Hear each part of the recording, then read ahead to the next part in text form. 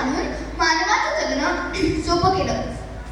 परंतु जेव्हा याच तंत्रज्ञानाच्या साहाय्याने अणुचाचण्या घेतल्या गेल्या व संपूर्ण जगाला अस्ताच्या उंबरठ्याकडे ढकललं गेलं, जेव्हा याच तंत्रज्ञानाची सुधारित आवृत्ती समजल्या जाणाऱ्या कृत्रिम बुद्धिमत्तेद्वारे जिवंत माणसाच्या चित्रांचं अश्लीकरण करून त्यांच्या चारित्र्याचं हनन व हरण केलं गेलं, मग यातूनच येणारं मानवाचं भवितव्य काय असेल याची चिंता वाटायला लागते.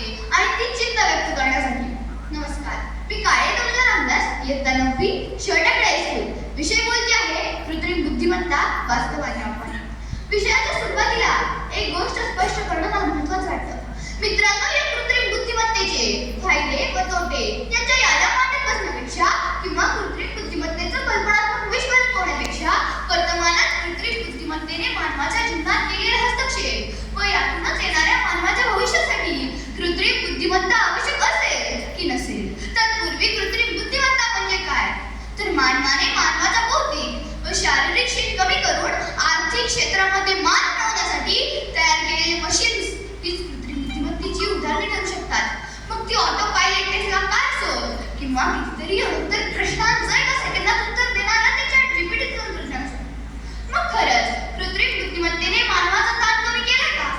जेव्हा कृत्रिम बुद्धिमत्तेने तयार केलेली टेस्ला कार ऑटो पायलट मोडमध्ये असताना रस्त्यावर चालणाऱ्या लोकांची जीवनून हत्या करते, मग एकूणच कृत्रिम बुद्धिमत्तेचा जन्म हा मानवाला मारण्यासाठी झालेला आहे का, हा प्रश्न पडल्याशिवाय राहणार नाही.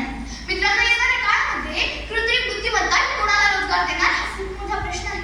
मला असं वाटतं कृत्रिम बुद्धिमत्ता ही कम्प्युटरशी निगडीत प्रोग्रामिंग व गणितीय सूत्र याच्याशी निगडीत आहे. म्हणून येणाऱ्या काळामध्ये कृत्रिम बुद्धिमत्ता ही त्यांनाच रोजगार देऊ शकते ज्यांना कम्प्युटरची प्रोग्रामिंग व गणितीय सूत्र याचे ज्ञान आहे. मग हे ज्ञान प्रत्येकाला अवगत असू शकतं असं नाही. म्हणून येणाऱ्या काळामध्ये कृत्रिम बुद्धिमत्तेमुळे मोठ्या प्रमाणात बेरोजगारी ही निर्माण होऊ शकते. हे आपल्यासमोर सर्वात मोठं आव्हान आहे. मित्रांनो, भारतीय निवडणूक आयोगाची माझ्या एक प्रमुख सांगतात की कृत्रिम बुद्धिमत्ता निवडणुकांच्या काळामध्ये ज्या पद्धतीने चुकीचे नरेटिव्ह सेट करू शकते, त्याच पद्धतीने पसरवलेली बातमी ही चुकीची होती हे सांगण्यामध्ये ती पूर्णतः यशस्वी आहे. मग एकूणच कृत्रिम बुद्धिमत्तेचा जन्म हा मानवामध्ये संघर्ष पेटवण्यासाठी झालेला आहे का, हा प्रश्न पडल्याशिवाय राहणार नाही.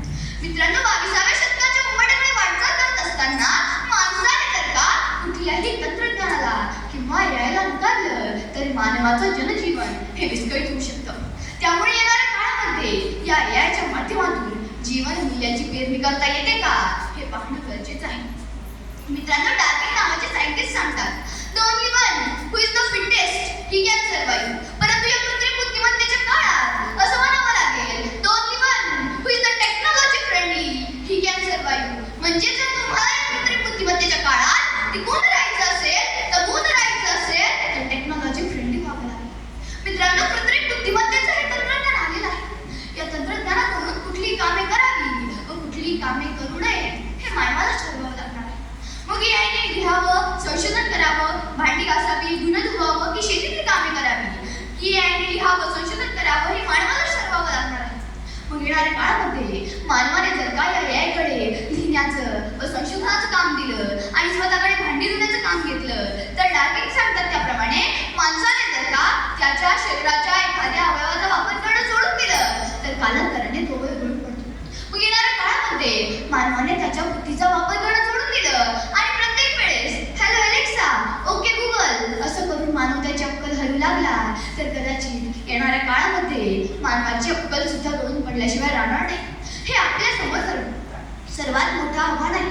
मित्रांनो, या एआयच्या काळात मानवाला त्याचा नॅचरल मेंदू वापरता आला पाहिजे, तरच मानवाचं अस्तित्व या एआयच्या काळात टिकून राहील. मित्रांनो, या एआयमुळे येणारी आर्थिक विषमता जर आज आपल्याला टाळायची असेल तर मानवाला बौद्धिक श्रम व शारीरिक श्रम या दोघांनाही समान मूल्य देणे गरजेचे आहे. तरच या एआयच्या माध्यमातून येणारी आर्थिक विषमता आपण टाळू शकतो. मित्रांनो, शेवटी जाताना एआय स्वीकार नकार की सहकार, परंतु त्याही पलीकडे जाऊन मला असं वाटतं मानवी मूल्य, निसर्ग आणि नैतिकता यांना केंद्रस्थानी ठेवून डोळसपणे जर का कृत्रिम बुद्धिमत्तेचा स्वीकार करता आला तर नक्कीच मानवाचं भवितव्य उज्ज्वल झाल्याशिवाय राहणार नाही. असो इतकीच अपेक्षा, आभार.